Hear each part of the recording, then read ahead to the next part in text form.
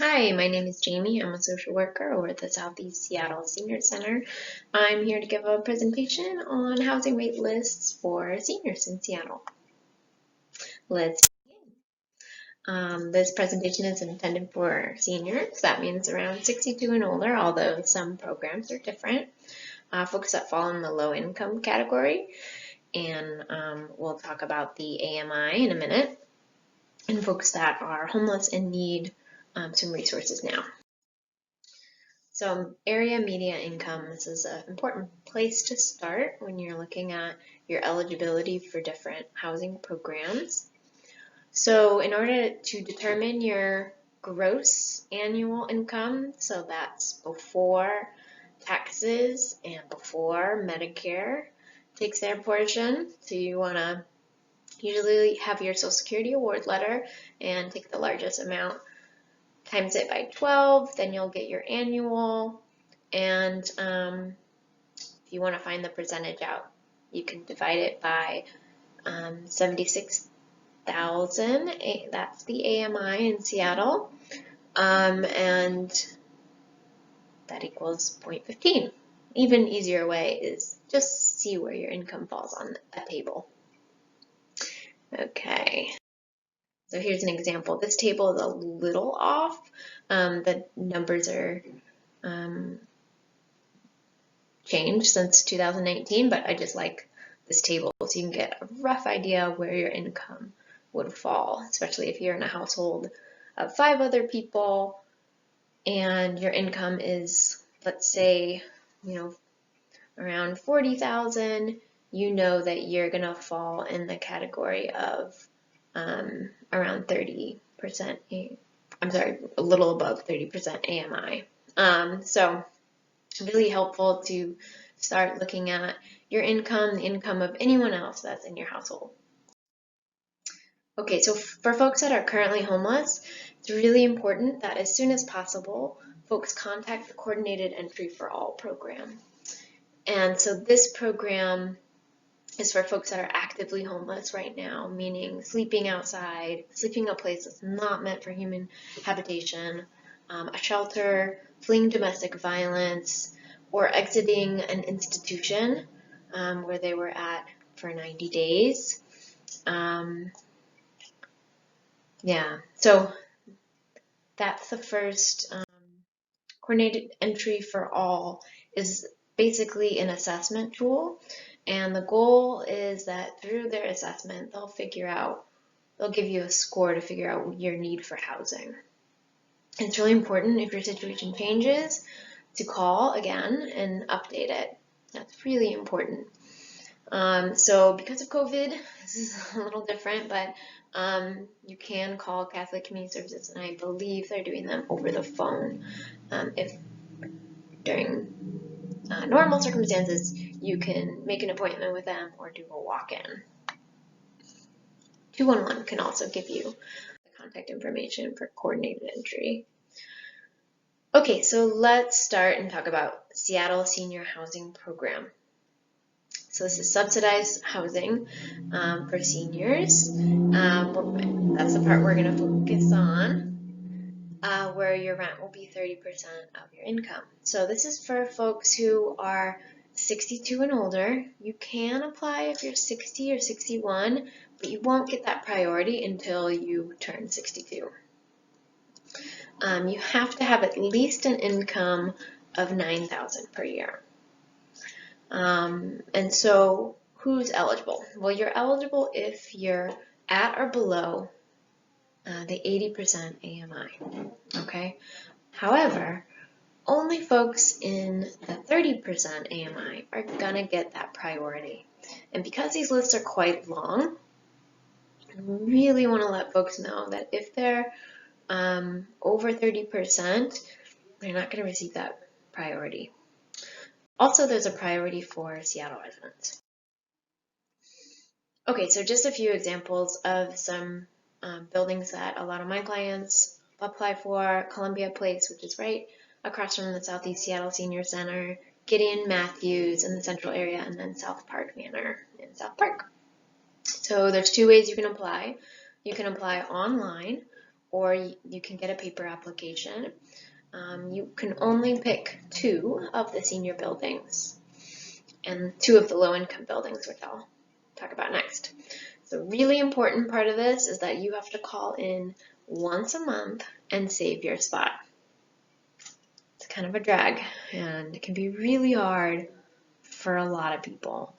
If you're not able to check in because of a disability, you can ask and should ask for an accommodation. Okay, so the wait list for senior housing program buildings, typically between 2 and 5 years. Low income public housing, this is another program of Seattle Housing Authority. Same thing, you have to be at or below the 80% AMI, and folks who are 30% will get a priority. Also, folks who are homeless will get priority. Okay, so some examples of those: Center Park, Collie Court, Jefferson Terrace, Denny Terrace, Barton Place. Same thing, you have to save your spot every month. Okay, Providence Supportive Housing. So this is strictly for folks over 62, and they look at folks at the 50% AMI. So if you are at or below 50%, apply for these buildings. For example, there's one in White Center called Joseph House, one in High Point called Elizabeth House, and Vincent House downtown. That one for folks who are homeless, rent burdened, or living in substandard conditions, or fleeing domestic violence or natural disaster get priority.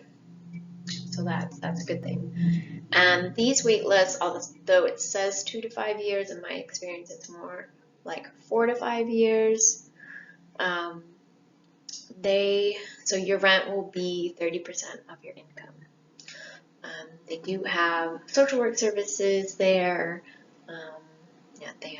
They have additional buildings, but right now, Joseph House, Elizabeth House, and Vincent House are the only ones that I know of that are accepting applications on their wait list.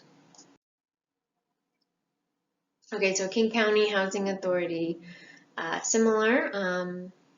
So it's for folks who are at that 80% AMI or lower, and the programs we're focusing on is for 55 and older, and folks with disabilities. So they also do preference. So they give preference to people who, just like we talked about, homeless, living in substandard living living conditions, or at or below 30% AMI, and paying, so folks that are rent burdened. So King County Housing Authority has an option where you can pick regions, and a lot of folks that I work with go with this option because it just opens it up a little bit more. So you can pick 2 regions, southeast, southwest, or north / east. So with that, kind of opens it up instead of just picking 2 apartment buildings. Section 8, King County, and Section 8, Seattle Housing Authority, unfortunately is closed right now. If you do have a voucher, you can look on the website and see where they're at as far as the progress they're making and when they might get to yours. Keep in mind, if you live outside Seattle, you can port. So if you're in King County, you can port it into Seattle. Okay, so next is Catholic Community Housing. This is for folks that are at the 50% AMI and who can live independently, which is across the board with all of these programs. So they're also looking at 62 and older. They make certain, there's certain circumstances where folks with disabilities can move in. And so the 2 buildings I have a lot of clients applying to is going to be Franciscan and Burien and Chancery Place in Purcell. And their website is, you can get their application there or call them. Oh, and I should say that for Catholic Community Services, you have to apply separately to each building. Okay, HUD project-based vouchers. So basically, a project-based voucher means when you're in that building, you have essentially a Section 8 voucher only while you're there. So your rent will be 30% of your income while you're in that building. And again, it's between the 30 and the 80, but priority is given to lower income. So the ones that I typically have people sign up for is Lilac Lodge in Columbia City, Alder Place, Weller, Council House, Norman Mitchell. So you have, for these, you got to work a little bit harder. You have to call them and get your hands on an application, and the applications are long, and the wait lists are long, but it's a significant rental subsidy, so it requires a little bit of calling, and sometimes you have to go down there and get an application and check and make sure you're on the wait list, verify it. Some of them do email, which I prefer because then I have proof that, oh, I emailed this person's application in. Okay, Low Income Housing Institute. So now we're kind of going in more of the affordable, quote unquote, housing. So a lot of the programs we were talking about really trying to get folks at the 30% income to apply for those programs. Low Income Housing Institute has a variety of different buildings. They require a minimum and maximum. There's a minimum income and a maximum income, and your income has to be twice the rent, typically, for a lot of the vacancies that they post. So the good thing about it is you can see their vacancies really clear on their website. Some of the senior buildings that they do have is going to be the Bart Harvey, Cheryl Chow Court, Ernestine Anderson Place, McDermott Place, Rainier View Apartments. So those are all for elders. Keep in mind, some of the buildings only work with, for example, the coordinated entry for all. So they're really trying to get folks served through that program first. So some of these wait lists won't be available unless you are homeless. Okay, so Bellwether Housing is very similar to Lehigh. You're going to have the minimum income, maximum income, and your income must be twice as much as your rent. And many of the units that are available are going to be between 60 to 80% AMI. They do have some wait lists that serve more of the 30% AMI. For example, Meridian Manor. You can apply for their wait list. That's the only wait list that I'm aware of that's open. Okay, the low income tax credit building. So we're not going to go too far into this.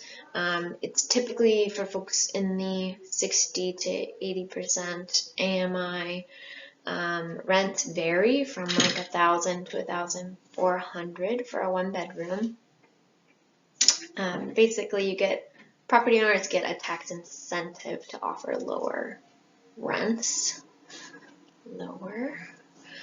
So Shag, Esperanza, Scenic Vista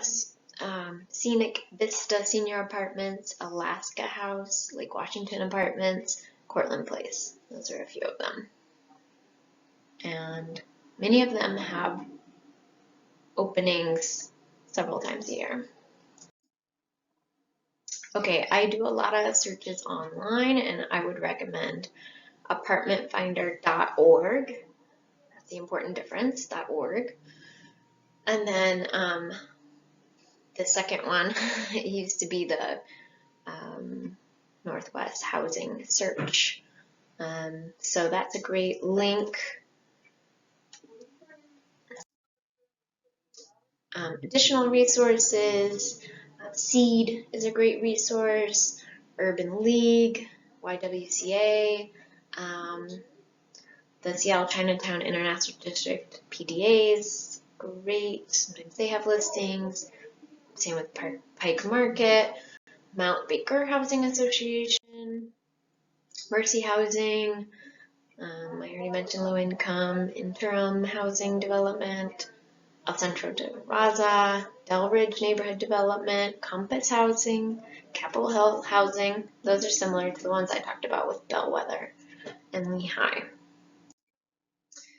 I just wanted to do a little plug for a call line called Renting in Seattle Helpline.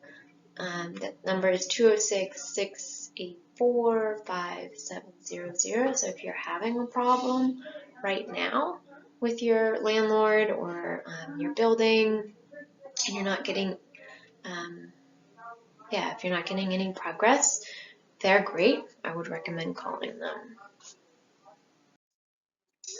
And if you need one-on-one help and you're in Seattle, go ahead and contact me. I'm here at the Senior Center. We can make an appointment and help with applications.